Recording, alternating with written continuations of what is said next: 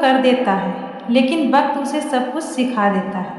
ये कहानी है एक ऐसी बहू की जिसने अपने पति को छोड़ दिया, लेकिन जब उसकी ज़िंदगी ने उसे अकेला कर दिया तो वही ससुराल उसके लिए सहारा बन गया। नमस्कार दोस्तों, आप सभी का एक बार फिर से स्वागत हो चुका है आपके अपने YouTube चैनल मीनाक्षी ब्लॉग्स में। तो एक नई कहानी के साथ फिर से मैं हाजिर हूँ। आशा करती हूँ आप सभी को बेहद पसंद आएंगी ये कहानी। और दोस्तों, ये रियल स्टोरी है, ये रियल कहानी है, तो आप लोग ज़रूर अंत तक सुने और देखें कि क्या होता है इस कहानी के अंदर। तो चलिए कहानी को शुरू करते हैं। एक छोटा सा परिवार था जिसमें पिताजी, उनकी पत्नी और 2 बेटे रहते थे। दोनों बेटों की शादी हो चुकी थी। बड़ा बेटा एक प्राइवेट कंपनी में नौकरी करता था, उसकी पत्नी स्कूल की टीचर थी। शादी के कुछ समय बाद दोनों नौकरी के कारण अपने शहर से लगभग 200 किलोमीटर दूर रहने लगे। शुरुआत में सब कुछ बहुत अच्छा था, लेकिन धीरे धीरे इस रिश्ते में दूरियां आने लगी। कुछ समय बाद उनके घर एक बेटे ने जन्म लिया। पूरा परिवार खुश था, लेकिन बच्चे के आने के बाद जिम्मेदारियां बढ़ गई। पति की सैलरी कम थी, घर का खर्च बढ़ता जा रहा था। पत्नी को लगता था कि उसका पति उसके लायक नहीं है। वो अक्सर अपने पति की तुलना दूसरों से करती थी।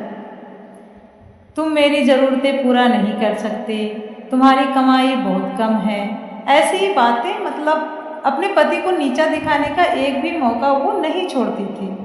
तो ऐसे बातें अपने पति से रोज किया करती थी। घर में छोटी छोटी बातों पर लड़ाई होने लगी।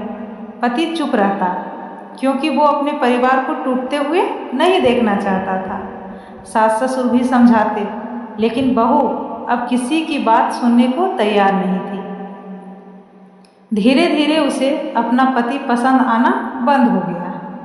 उसे लगता था कि वो इस रिश्ते में खुश नहीं है, और एक दिन उसने तलाक लेने का फैसला कर लिया।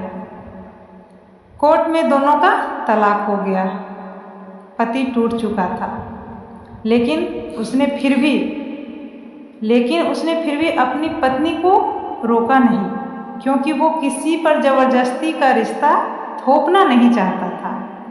सही बात है, ज़बरदस्ती आप कितना दिन कोई भी रिश्ता निभा सकते हो? नहीं निभा सकते ना, बिल्कुल भी नहीं। कोई भी रिश्ता दोनों तरफ से ही चलता है, एक तरफा रिश्ता बहुत जल्द ही मर जाता है। तलाक के बाद बहू अपने मायके चली गई, और इधर उसका 5 साल का बेटा रोज अपने मम्मी को याद करके रोता था। करीब 6 महीने बीत गए। अब बहू को एहसास होने लगा कि जिंदगी उतनी आसान नहीं थी जितना उसे सोचा था।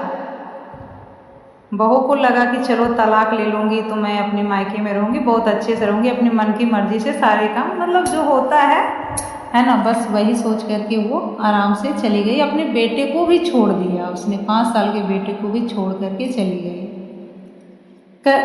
बस 6 महीने बीते थे। अब बहू को एहसास होने लगा कि ज़िंदगी अपनी उतनी आसान नहीं थी जितना उसने सोचा था। मायके में भी हर किसी की अपनी ज़िंदगी थी। धीरे धीरे उसे अपने फैसले पर पछतावा होने लगा। उसे अपने बेटे का भविष्य भी डराने लगा, और एक दिन उसने वापस अपने ससुराल आने का फैसला किया।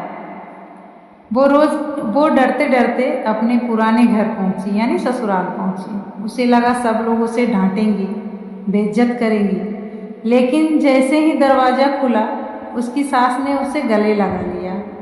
वो फूट फूट कर रोने लगी। उसके ससुर ने सिर्फ एक बात कही, गलती इंसान से ही होता है बेटा, गलती इंसान से ही होता है बेटा। उस दिन बहू पूरी तरह टूट गई। लेकिन इस बार सास ससुर ने एक फैसला किया। उन्होंने कहा, अगर तुम इस घर में रहना चाहती हो तो इस घर को अपना समझकर रहना होगा।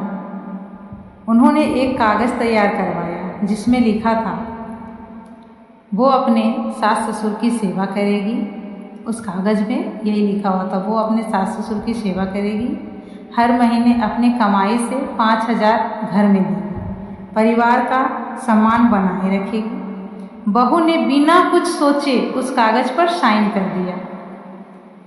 आज 4 महीने से वो उसी घर में रह रही है। उसके ससुर अब रिटायर हो चुके हैं, घर का खर्च संभालना मुश्किल है, फिर भी उसके सास ससुर उसे अपनी बेटी की तरह रखते हैं। बहू अब समझ चुकी है, रिश्ते पैसों से नहीं, समझ और अपनापन से चलते हैं। और शायद दूसरा मौका हर किसी को नहीं मिलता, दूसरा मौका हर किसी को नहीं मिलता। अगर रिश्तों में थोड़ा सब्र रखा जाए तो कई घर टूटने से बच सकते हैं। गलती इंसान से ही होती है, लेकिन माफ़ करना सिर्फ अपने लोग जानते हैं। माफ़ हर कोई नहीं कर सकता है। गलती तो हर किसी से होता है, ऐसा नहीं है कि किसी से नहीं होता, बहुत सभी से गलती होता है। तो दोस्तों, कैसा लगा कहानी कमेंट में ज़रूर बताइएगा। और ये बिल्कुल ही रियल स्टोरी है। और अगर आप लोगों के पास भी कोई ऐसी स्टोरी है तो आप लोग हमें सजेस्ट कर सकते हैं, मैं आप लोगों के साथ बयां करूंगी। ये कहानी मुझे किसी ने दिया है, तो उनसे रिलेटेड ही ये कहानी है। कैसा लगा ज़रूर बताइएगा। मिलते हैं अगले कहानी में, अगले वीडियो में। तब तक के लिए हर हर महादेव।